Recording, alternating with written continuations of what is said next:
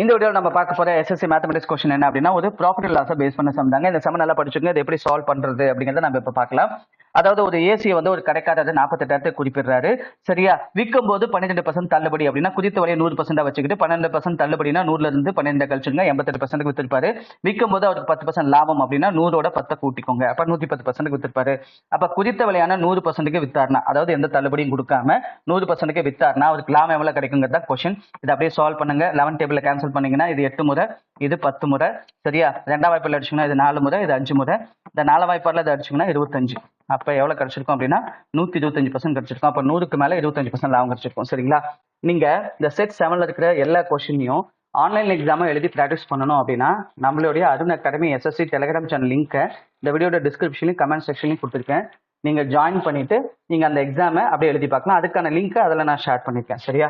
Thank you for வாட்சிங் Arun academy channel.